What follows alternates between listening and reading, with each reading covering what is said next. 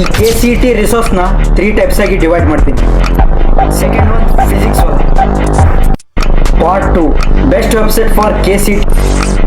Third part hidden resource ಅಂತ. ಕರ್ನಾಟಕದಲ್ಲಿರೋ ಪ್ರತಿಯೊಬ್ಬ student 2026ರಲ್ಲಿ KCET ಎಕ್ಸಾಮ್ಗೆ ಇನ್ನೇನು 1 ಮಂತ್ ಇದೆ ಅಂತ ನಿಮ್ಮ ಪ್ರಿಪ್ರೇಷನ್ನ ಸ್ಟಾರ್ಟ್ ಮಾಡಿರ್ತೀರ.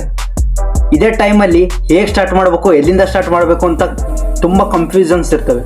ಇದರಿಂದ ಬೇಗ ಸ್ಟಾರ್ಟ್ ಮಾಡೋಕ್ಕಾಗಲ್ಲ. ಇನ್ನೇನು 1 ಮಂತ್ ಮಾತ್ರ ಇದೆ. ಏಪ್ರಿಲಲ್ಲಿ ಫುಲ್ ಆಗದೆ ಕೂಲಾಗಿ KCET ಎಕ್ಸಾಮ್ನ ಅಟೆಂಡ್ ಮಾಡ್ಬೋದು. ಅದಕ್ಕೆ ಈ ವಿಡಿಯೋನ ಕೊನೆವರೆಗೂ ನೋಡಿ, ಹಾಗೆ ನಿಮ್ಮ ಫ್ರೆಂಡ್ಸ್ಗೂ ಶೇರ್ ಮಾಡಿ. ಈ KCET ರಿಸೋರ್ಸ್ನ 3 ಟೈಪ್ಸ್ ಆಗಿ ಡಿವೈಡ್ ಮಾಡ್ತೀನಿ. ಅದರಲ್ಲಿ ಫಸ್ಟ್ ಬರೋದೇ YouTube channels for KCET 2026. Second one best website for 2026 KCET. Third one hidden most of the students not know for this website 2026 KCET.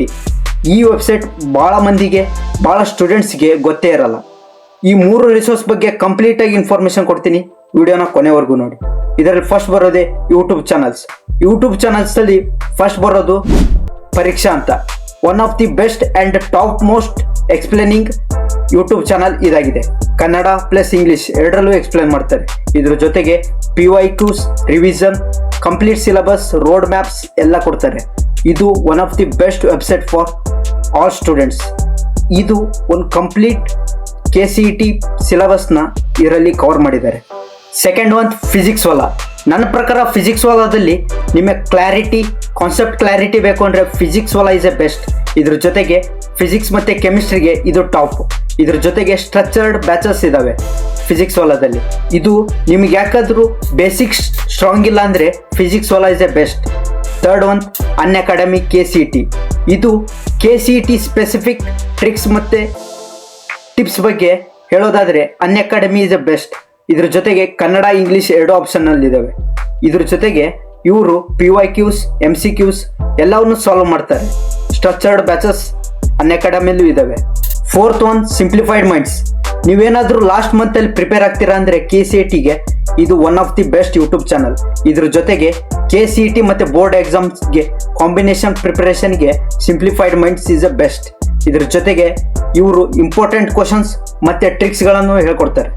Part 2 best website for KCET 2026 ನೋಡೋದಾದರೆ first website ಎಡುಸುಮಿತ್ ಅಂತ.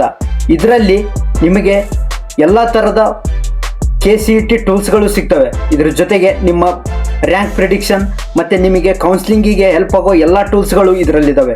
ಇದ್ರ ಜೊತೆಗೆ ನಿಮ್ಮ personal guidelines ಕೂಡ ಮಾಡುತ್ತೆ. ಇದ್ರ ಜೊತೆಗೆ ನೀವು ಮುಂದೆ ಕಾಲೇಜ್ ಸೆಲೆಕ್ಟ್ ಮಾಡುವಾಗ ಈ ವೆಬ್ಸೈಟ್ ನಿಮಗೆ ತುಂಬ ಹೆಲ್ಪ್ ಆಗುತ್ತೆ. ಸೆಕೆಂಡ್ ವೆಬ್ಸೈಟ್ supertutor.com ಅಂತ.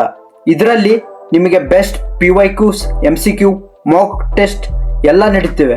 ಇದ್ರ ಜೊತೆಗೆ ನಿಮ್ಮ ಪರ್ಸನಲೈಸ್ ಇಂಪ್ರೂವ್ಮೆಂಟಿಗೆ ಇದು one of the best website ಅಂತಲೇ ಹೇಳ್ಬೋದು.